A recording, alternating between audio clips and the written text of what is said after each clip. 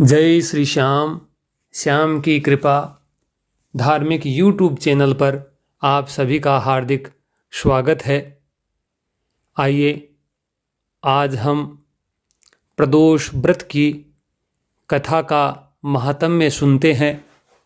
सबसे पहले अगर आप हमारे यूट्यूब चैनल को सब्सक्राइब नहीं किया है तो आप हमारे यूट्यूब चैनल को सब्सक्राइब करें, लाइक करें और शेयर करें ताकि हमारी सभी धर्म संबंधित जानकारियां आप तक सबसे पहले पहुंच सकें। विधि विधान सहित त्रयोदशी व्रत करने वालों को सूर्योदय से प्रथम ही ब्रह्म मुहूर्त में उठकर नित्य कर्म से निवृत्त होकर भगवान शंकर का स्मरण करना चाहिए। व्रत वाले दिन भोजन नहीं करना चाहिए। सायंकाल को जब सूर्यास्त से 1 घंटा भर शेष रहे तब स्नान आदि कर्मों से निवृत्त होकर हो सके तो श्वेत वस्त्र धारण कर वह पूजन के स्नान को भगवान देवाधिदेव महादेव के मंदिर को गंगा जल से पवित्र करके यथाविधि सामग्री लेकर भगवान शंकर का सविध पूजन करना चाहिए। ओम नमः शिवाय इस मंत्र को पढ़कर जल चढ़ावें और ऋतु फल आदि अर्पण करें और भगवान की आरती करके पूजन समापन करें। त्रयोदशी प्रदोष व्रत करने वाला मनुष्य सदा सुखी रहता है। उसके संपूर्ण पापों का नाश इस व्रत से हो जाता है। इस व्रत के करने से विधवा स्त्रियों को अधर्म से गिलनी होती है और सुहागन नारियों का सुहाग सदा अटल रहता है। बंदी कारागार से छूट जाता है। जो स्त्री पुरुष जिस मनोकामना को लेकर इस व्रत को करते हैं उनकी सभी मनोकामनाएं कैलाशपति भगवान शंकर पूरी कर देते हैं। सूत जी कहते हैं त्रयोदशी का व्रत करने वाले को 100 गौदान का फल प्राप्त होता है। इस व्रत को जो विधि विधान और तन मन धन से करता है उसके सभी दुख दूर हो जाते हैं। सभी माता बहनों को 11 त्रयोदशी या पूरी साल ही 26 त्रयोदशी पूरी करने के बाद ही उद्यापन करना चाहिए। त्रयोदशी व्रत अलग अलग बार में अलग अलग मनोकामनाओं के साथ किया जाता है। आइए हम इन मनोकामनाओं को भी जानते हैं। रवि प्रदोष आयु आरोग्यता के लिए रवि प्रदोष करना चाहिए। सोम प्रदोष अभिष्ट सिद्धि को कामना हेतु सोम प्रदोष व्रत करें। मंगल प्रदोष रोगों से मुक्ति और सुस्वास्थ्य हेतु मंगल प्रदोष व्रत करें। बुध प्रदोष सर्व कामना सिद्धि के लिए बुध प्रदोष का व्रत करें। बृहस्पति प्रदोष शत्रु विनाश के लिए बृहस्पति प्रदोष करें। शुक्र प्रदोष सौभाग्य और स्त्री की कामना के लिए शुक्र प्रदोष करें। शनि प्रदोष पद प्राप्ति की कामना हेतु शनि प्रदोष व्रत करें। त्रयोदशी के दिन जो वार पड़ता हो उसी वार का त्रयोदशी प्रदोष व्रत करना चाहिए तथा उसी दिन की कथा पढ़नी व सुननी चाहिए। रवि सोम शनि त्रयोदशी प्रदोष व्रत अवश्य करें। इनसे अभीष्ट फल की प्राप्ति होती है। आइए तो हम आज शनि प्रदोष व्रत की कथा का महात्म्य सुनते हैं। गर्गाचार्य जी ने कहा कि हे महामते, आपने शिव शंकर प्रसन्न हेतु समस्त प्रदोष व्रत का वर्णन किया।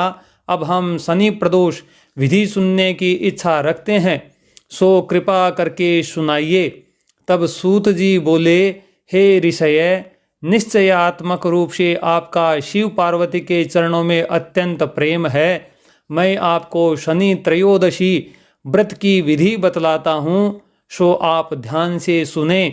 पुरातन कथा के अनुसार एक निर्धन ब्राह्मण की स्त्री दरिद्रता से दुखी हो अपने पुत्रों के साथ सांडिल्य ऋषि के पास जाकर बोली, हे महामुने, मैं अत्यंत दुखी हूँ, दुख निवारण का कोई उपाय बतलाइए। मेरे दोनों पुत्र आपकी शरण में है। मेरे ज्येष्ठ पुत्र का नाम धर्म जो कि राजपुत्र है और लघु छोटे पुत्र का नाम शुचिव्रत है। हम दरिद्री हैं, आप ही हमारा उद्धार कर सकते हैं। इतनी बात सुन ऋषि ने शिव प्रदोष व्रत करने के लिए उनको कहा। तीनों प्राणी प्रदोष व्रत करने लगे। कुछ समय पश्चात प्रदोष व्रत आया। तीनों ने व्रत का संकल्प लिया। छोटा लड़का, जिसका नाम शुचि व्रत था, एक तालाब पर स्नान करने को गया तो उसे मार्ग में स्वर्ण कलश धन से भरपूर मिला। उसको लेकर वह घर आया। प्रसन्न हो माता से कहा कि हे माँ, यह धन मार्ग में प्राप्त हुआ है। माता ने धन देखकर शिव महिमा का वर्णन किया। राजपुत्र को अपने पास बुलाया और बोली, देखो पुत्र, यह धन हमें शिवजी की कृपा से प्राप्त हुआ है। अतः प्रसाद के रूप में दोनों पुत्र आधा आधा बांट लो। माता का वचन सुन राजपुत्र ने शिव पार्वती का ध्यान किया और बोला, हे पूज्य, यह धन आपके पुत्र का ही है, मैं इसका अधिकारी नहीं हूँ। मुझे शंकर भगवान और माता पार्वती जब देंगे तब ही लूँगा। इतना कहकर वह राजपुत्र शंकर जी की पूजा में लग गया। एक दिन दोनों भाइयों का प्रदेश भ्रमण का विचार हुआ। वहाँ अनेक गंधर्व कन्याओं को क्रीड़ा करते हुए देखा। उन्हें देख शुचिव्रत ने कहा, भैया, अब मैं इससे आगे जाना नहीं चाहता। इतना कह शुचिव्रत उसी स्थान पर बैठ गया।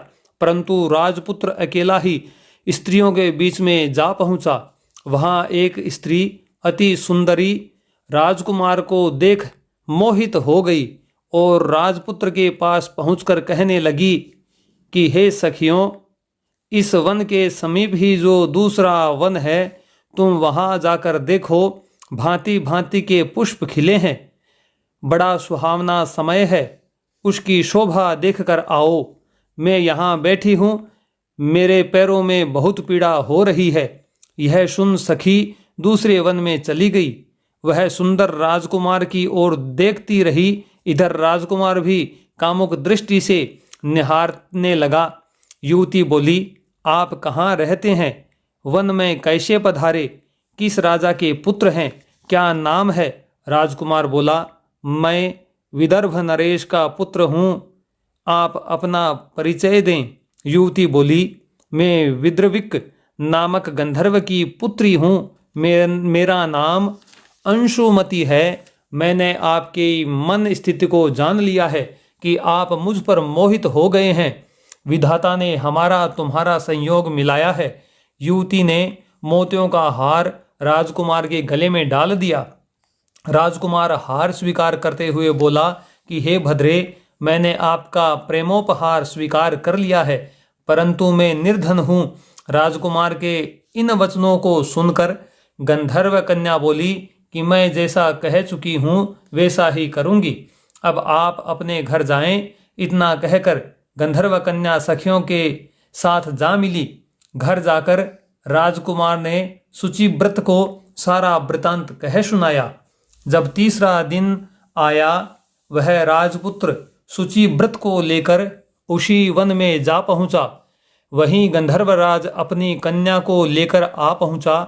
इन दोनों राजकुमारों को देख आसन दे कहा कि मैं कैलाश पर गया था।